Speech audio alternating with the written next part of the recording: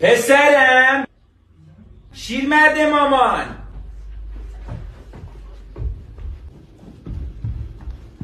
جونم مامان. پسرم میخوایم پول بهم بده، میخوام برم موهامو رنگ کنم. اون عمه سرکت موهای سفید من میبینه کیف میکنه. چقدر میشه مامان؟ 30 میلیون میشه پسرم. خونه رو میخوای رنگ کنی مامان؟ بیا بزن توی کارت پسرم. خب میخوام موهامو رنگ بزنم، عمه چشش در بیاد. به پسرم من فقط 200,000 تومان دارم، اونم با عشق خرید میکنم مامان.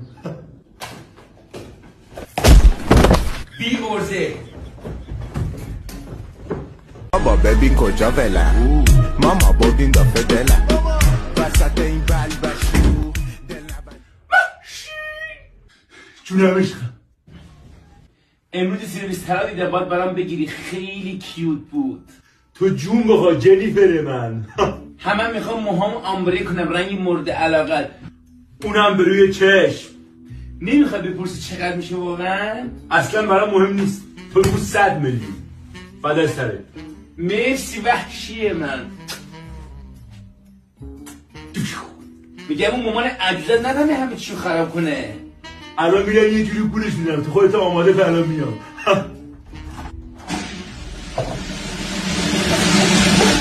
گو خودم اما گو. جگلی جگلی جگلی جگلی جگلی جگلی